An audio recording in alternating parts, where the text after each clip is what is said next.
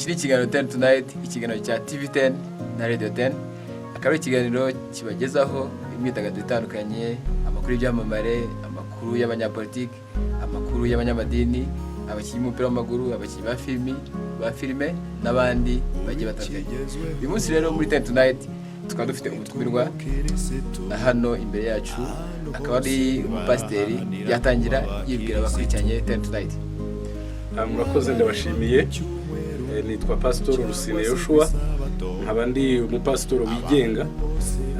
Namaze igihe kitari gitoya nkorana n'amadini anyuranye, ariko nza gusanga byaba byiza yuko none umuntu atakwiye gukomeza kugendera ku mahame, dore yuko buri dini ryose riba rifite amahame, ahubwo umuntu akagendera kuri Bibiliya, akaba free, akavuga igitekerezo nk'uko yagisomye cyangwa uko acyumva, bityo noneho bigatuma umuntu atazirikwa n'icyo abandi batekereza gusa, bikoroshya mu byatuma umuntu mu by'ukuri asabana n'Imana, akavugana n'Imana, kumva ikimubwira, icyo asomye akaba ari cyo ashyira mu bikorwa. Ibyo rero nibyo byatumye mpitamo kuba nagerageza noneho gukora ikindi gishyashya kijyanye no kuba navuga ubutumwa bwiza mu buryo buri independent, butabogamiye ku idini runaka, ahubwo umuntu agatanga igitekerezo nk'uko acyumva. Murakoze abadukurikiye, turi kumwe na Pastor Rusine Josue. Impamvu twamutumiye muri 10 tonight ni umupasitoro wafashe icyemezo cyo gushyingira umuhanzikazi Knowless na Clement. Uyu munsi rero turagira ngo tumare amatsiko cyangwa se ku bibazo byinshi abantu bagiye bibaza ku gushyingirwa kwa Clement na Knowless. Bamwe bavuga bati Pastor Mpyisi yarabihakanye, batariko dukeneye kumenya uruhande rwa Pastor Rusine Josue wabashyingiye. Pastor, mwatubwira mujye gufata cya cyemezo, ninde wabibasabye kandi? Mukuri nta uriya muryango dusanzwe tuziranye, cyane cyane umuryango wa Clement, ari papa we, ari n'abandi b'umuryango na mama we ndetse na Clement ubwe, n'abantu dusanzwe tuziranye.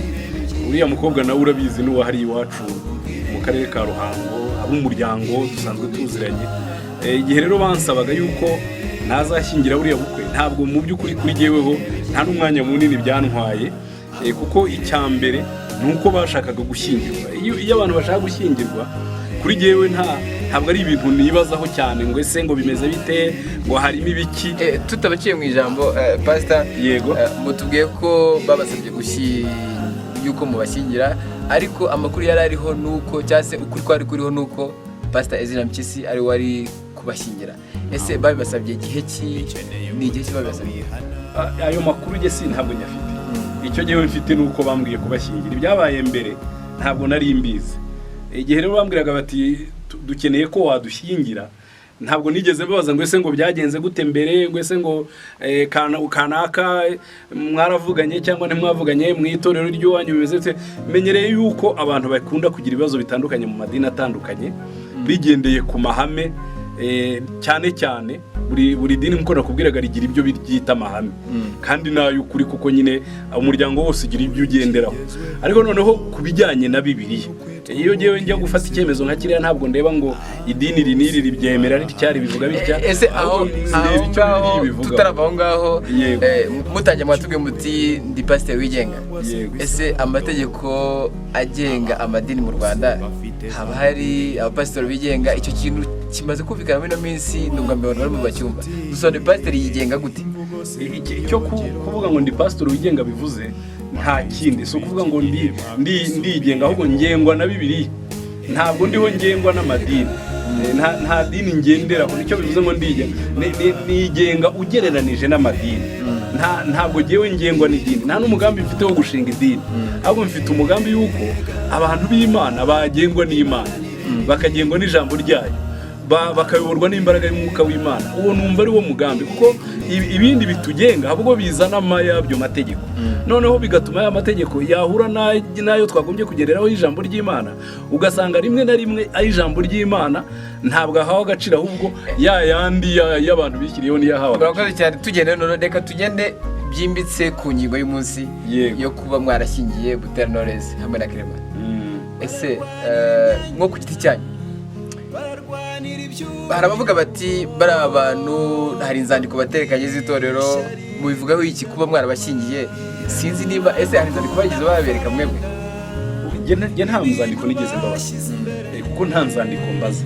Icyo mbaza ni kimwe, nuko umuntu ari umusore undi akaba ari umukobwa, ni icyo ngicyo cyonyine. Niba uyu musore afite undi mugore, icyo gihe simbasha kumushyingira. Niba uyu mugore afite undi mugabo, icyo gihe simbasha kumushyingira. Ariko umusore n'inkumi biyemeje gushinga urugo, nta kindi kintu mbabaza, kuko nta nubwo ngewe mbashyingiramo. Ngira ngo hari iyo wari uri nko muri iriya gahunda twakoreye hariya twizihiza buriya bukwe, nagerageje kubisobanura muri magufiya kuko umugambi wari ubukwe ntiwari ibyo ngibyo. Ariko ubundi ikintu kimwe gusa cyatuma ntashyingira umusore n'inkumi nuko baba atari umusore n'inkumi, umwe akaba afite undi mugore undi cyangwa se undi afite undi mugabo. Nabundi igihe bombi ari abasore, nta mpamvu n'imwe yatuma badashyingirwa, kuko Imana umuremyi iba yaramaze kubahuza kera. Igihe tutari tubizi bagize gahunda yo guhura, baraganira, barumvikana, bemeranwa kuzabana, kandi hagati muri bo hari Imana. Burya ibintu byose tuvuga Imana ibiduteza amatwi kandi tumva. N'ubu ngubu ndiho mvugana nawe, ubu ngubu mu ijuru ibyo tuvuga biriho biriyandika. Ntabwo rero dukwiye kuvuga twinezeza. Pastor, abakuzi neza bazi ko Pastor Rusine ari umuyoboke cyangwa se ari umwe mu bakristo b'itorero ry'Abadiventiste b'umunsi wa karindwi. Nyamara kubukwe bwa Knowless na Clement byagiye bivugwa kenshi, ntabwo tubizi, ntabwo dufite inzandiko zibihamya. Byagiye bivugwa ko uriya muhanzikazi yaba atwite, ariko twirengagije ibivugwa, urumva mu gihe yaba atwite nkawe nka Pastor Rusine nakosa waba ukoze rihabanye n'amahame y'itorero ry'Abadiventiste b'umunsi wa karindwi mu Rwanda? Ntabwo ibyo kuba yaba atwite ku rwanjye ruhande ntacyo mbiziho. Simfite n'icyo napimisha, nta n'impamvu mfite ituma mpima ngo menye ko umuntu atwite cyangwa adatwite. Ariko ubundi gutwita ntabwo ari icyaha, ahubwo icyaha aho uko nsoma ijambo ry'Imana, icyaha ni ugusambana. Gusambana nicyo cyaha. Ariko icyo nzi nanone mu ijambo ry'Imana, nta usambana n'umugabo. Icyitwa ubusambanyi nuko haba habayeho kuvanga, mu gifaransa bavuga ngo ni ba partenaire, ikinyarwanda cyabyo ntikije vuba. Ariko niba hariho kuvanga ba partenaire, niho habaho gusambana. Nyamara nta na rimwe wavuga yuko habaye ubusambanyi igihe cyose umusore n'inkumi bafite gahunda yo kubaka urugo, biyemeje kurwubaka, bakaba babyemera, Imana ibizi, ariyo yabahuje ngo uvuge ngo barasambanye. Icyo gihe mu by'ukuri babishye. Buriya nuko abantu rimwe na rimwe badakurikirana ngo banamenye n'iby'amahame y'amadini yabo. Ariko no mu madini tuvuge nk'iry'Abadiventiste ko nzi ko wowe warikuriyemo, buriya umusore n'inkumi iyo bishingiye ntabwo bahabwa igihano cyo gucibwa ngo barasambanye.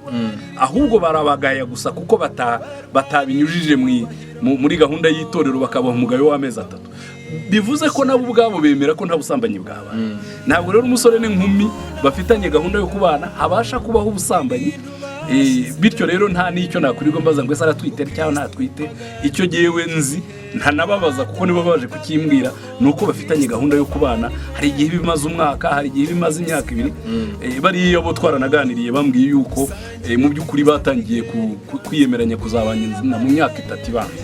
Bityo rero ntacyo gihewe mbona kitwa ubusambanyi aho ngaho. Ese Pastor, akabazo k'amatsiko mfite n'icyo batangaza time tonight, ese kuba Pastor Byinshi ni umupasiteri twemera nk'umupasiteri uvuga ko agendera kuri Bibiliya, idini ari Bibiliya, none kuba yaranze kubashyingira nyuma Pastor Rusine akajya kubashyingira, kandi nawe tuvuge ko idini yawe ari Bibiliya, aho hantu wabihuza ute? Ese Pastor Byinshi ni utagenda kuri Bibiliya, wowe ni wowe kwitsa Bibiliya, wabihuza ute ibyo bintu?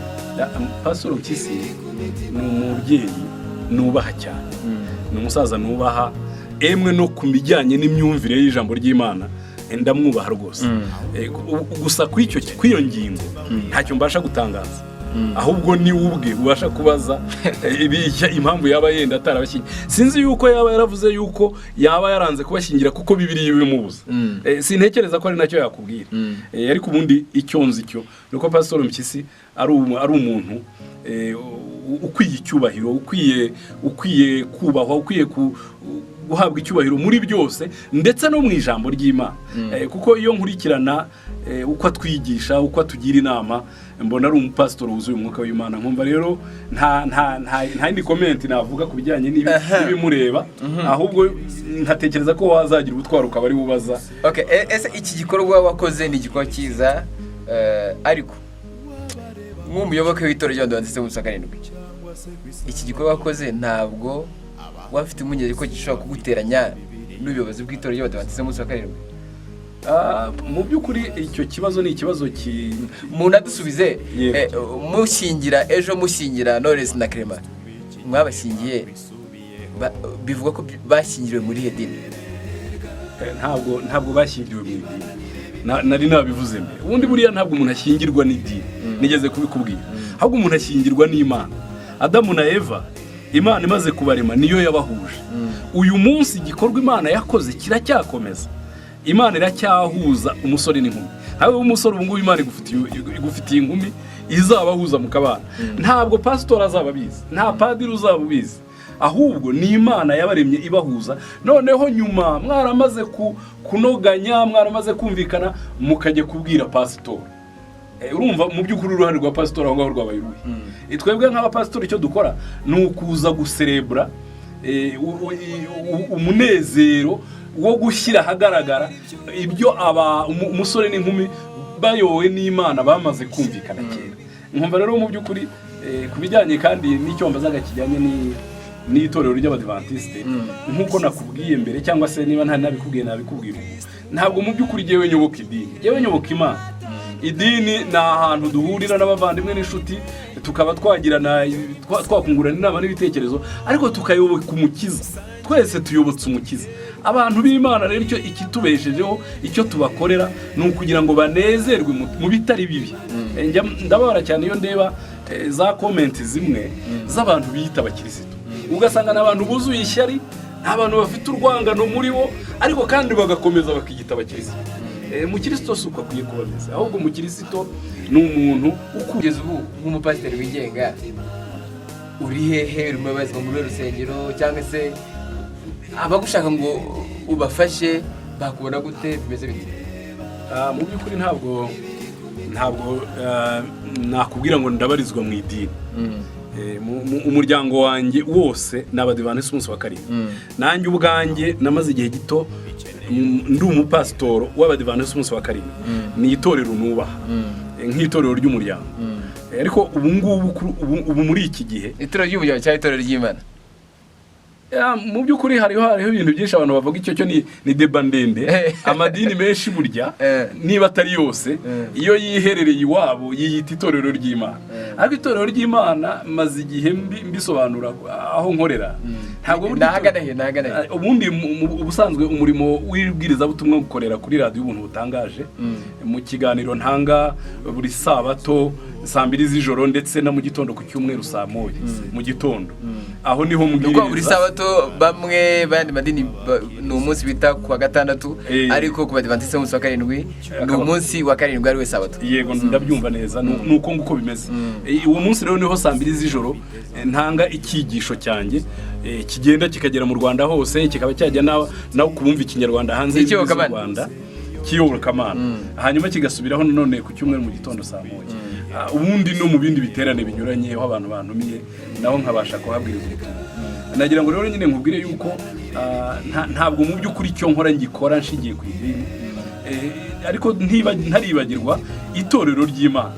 Nta na rimwe itorero ry'Imana ribasha kuba idini. Ibyo ngibyo abanyamadini babyishukaho, ariko itorero ry'Imana ni abantu b'Imana bubaha Imana, babana n'Imana, babasha kuva mu madini yose. Ariko pasa tukiraho tubwizanye ukuri nk'abakristo, aho ntabwo waba wegera ahantu ho gushinga itorero cyangwa gushinga idini? Muri gahunda mfite ntabwo numva nashinga idini, kandi si uko idini ari ribi, ahubwo ikibitera urabona namaze imyaka irenga 20 nkorera mu idini. Namaze kubona neza abantu bose batangiye amadini bari bafite umugambi mwiza, ariko hanyuma y'igihe runaka kubera abandi bantu bagiye baza muri icyo ngicyo cyitwa idini bakaritesha umurongo, amadini ntabakibuka nahwanye. Rimwe na rimwe ugasanga nk'uwaritangije aramutse agarutse yasanga ntacyo rigipfana n'iryatangiye. Rero mu by'ukuri iyo ugiye ugakurikiza na biri ugakurikiza na Kristo, ntabwo usanga Yesu yarigeze ashinga idini, ahubwo yabwirizaga abantu akababwira ati namwe rero mugende mubwira abandi. Nkumva ari cyo dukwiriye gukora. Iyo ngiyo ndumva ari deba ndende. Pastor Rusine Josue uzwiho kuba warashyingiye umuhanzikazi Butera Knowless na Clement, ubu ngubu Butera Knowless, Butera Jean d'Arc bakunze kwita Knowless ni umugore byemewe n'amategeko wa Clement, na Ishimwe Clement ni umugabo byemewe n'amategeko wa Butera Jean d'Arc. Ese ubu ngubu niba bagukurikiye cyangwa se barimo kukumva, ni iki wababwira? Unasoze ugira icyo ubwira abibajije byinshi cyane ku bukwe bwa Knowless, gushyingirwa kwe, ni iki wababwira muri uno mwanya? Urakoze cyane, cyo ni ikibazo cyiza kandi ntabwo nakibwira Ingabire ndetse na Ishimwe gusa, ahubwo nakibwira abantu bose. Buriya dufite Imana idukunda, ntabwo badukwiye kugira, nta n'imihangayiko, Imana iradukunda. Ibyo kandi uko bigaragara byabonekeye mu bugingo bwanjye, buboneka no mu bwawe no mu bwabo, niko byagenze. Dufite Imana iturinda, dufite Imana itwitaho, dufite Imana itugirira neza. Nkumva rero ntawe ukwiye kugira ubwoba, ahubwo akwiye kwiringira Imana. Icyo nababwira rero bo ni uko mu by'ukuri barushaho gutera intambwe bagana ku Mana, kuko ibafitiye byinshi byiza bitari n'ibyo muri ubu buzima gusa. Ibyo kandi sibo bireba gusa, ahubwo nanjye birandeba nawe bikakureba, n'abaduteza amatwi bandi. Kubana n'Imana ni inyungu muri ubu buzima bwo kuri iyi si, ariko noneho bizaba inyungu kurushaho kubana n'Imana mu buzima bw'iteka ryose. Nkaboneraho kubwira abatwumva yuko bakwiye kwirinda kunezezwa nuko bari mu idini kandi batabana n'Imana. Ntabwo idini ryakabaye ribi, ko ryakabaye ari inzira iyobora abantu kujya mu ijuru. Ariko noneho habwo usanga byagiye muri ubu buzima bundi, ugasanga byahindutse ibindi. Ariko icyo nakubwira cyo kubyo twavugaga nuko bari abana b'Imana, Knowless nkuko mumwita, na Ishimwe, n'abantu Imana ikunda kimwe n'abandi, ibasha kugirira neza, bateye intambwe muri byinshi imbere. Ibyo byabaye icyizere yuko n'ubu baramutse bashatse kujya no mu Mana bakora n'ibindi, kuko bafite ubwenge n'ubuhanga Imana yabahaye, byatuma basha kugera kuri byinshi. Rero mutinyuke, ari bari namwe mwegera Imana. Ubu ngubu abajene amatorero cyangwa se amadini yanze gushyingira bakureba pastor? Bandeba, ariko hari n'icyo nifuza kubwira abajene. Kimwe mu bintu nanga ku bajene, ariko kandi sinabarenganya, n'abajene wundi ntabwo barahura n'umukiza, nuko mbona bakunda kuvangavanga. Ejo umusore nkawe ugasanga ari kumwe n'iyi nkumi, ejo ugasanga ari kumwe n'iriya, ejo bundi ari kumwe n'iriya. Ibyo ngibyo mu by'ukuri ni bya bintu twahoze tuvuga byitwa ubusambanyi. Umuntu niba afite fiance akwiye kubana na fiance, bakaba ari wamenya ko ari fiance, bakizera n'abakiringirana, bagapanga gahunda y'ubukwe, bakadukorera ibirori tukanezerwa. Niba batwite nta kibazo. Ibyo gutwita ntabwo ari byo tubakangurira, ahubwo turabakangurira yuko babana neza, bakundana, bashyira hamwe. Noneho ibyo gutwita ubundi simbona n'icyo barindiye. Niba abantu bamaze kwemera ngo ko bakwiye kubana, ikibabuza ni iki? Muri iki gihe mubuzwa n'amafaranga. Ariko mu by'ukuri niba hari uwo ufite ikibazo cy'amafaranga, pastor akaba amuca amafaranga, mu rusengero bakaba bamuca amafaranga, dore ko ibintu byose byabaye amafaranga. Nimutegure mu buryo umuhungu n'umukobwa babana, nicyo dukeneye, tuze tubashyingire, bareke impamvu zo zose zituma bajya no muri iryo twita, ahubwo bubaka urugo, babyara abana. Ngira ngo urabizi mu mateka y'u Rwanda, ba data na ba mama banashakanaga ahubwo batarageza n'igihe cyo kubyara, bakazamara imyaka 3 batarabyara. Urakoze pastor. Ndagushimiye cyane. Ahasigaye gusa nyine kuruta ibindi byose mukomeze gukunda kuba hafi y'Imana, ibayobore mwe kuyoborwa nanjye cyangwa n'idini, ahubwo muyoborwe n'umwuka w'Imana uri kumwe nawe. Urakoze cyane. Ndagushimiye cyane.